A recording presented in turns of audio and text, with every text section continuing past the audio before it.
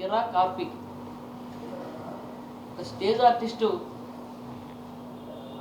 ఉత్తరాంధ్ర ప్రజల ఆరాధ్య నాయకుడు, రాజశేఖర రెడ్డి గారి కుటుంబానికి అత్యంత విధేయుడైనటువంటి బొత్స సత్యనారాయణ గురించి నిన్న మాట్లాడిన మాటలు మనందరం చూసాం.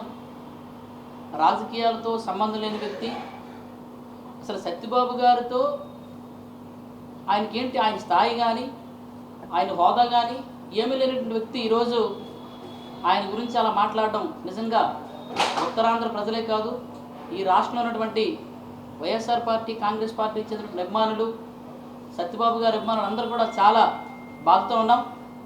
ఈరోజు ఈ పత్రికాముఖంగా ఆయనకి ఈరోజు చెప్తున్నాం, నీకు దమ్ముంటే రేపు ఉత్తరాంధ్రలో అడుగుపెట్టు, పరిస్థితి ఏమవుతుందో నువ్వే చూస్తావు.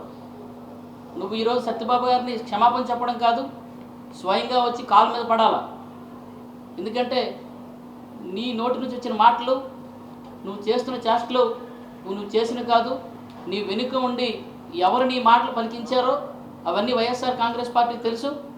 ఈరోజు కాకపోతే రేపటి నాడైనా సరే దానికి మూల్యం చెల్లించుకోవాల్సిన అవసరం ఉంటుంది.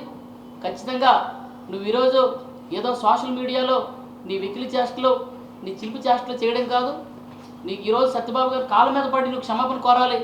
లేని పక్షంలో భవిష్యత్తులో దీనికి సంబంధించి తీవ్ర పరిణామాలు ఉంటాయి. దీని వెనుక ఎవరెవరైతే ఉన్నారో వాళ్ళందరూ కూడా తీవ్ర పరిణామాలు ఉంటాయని చెప్పి ఈ సందర్భంగా తెలియజేస్తూ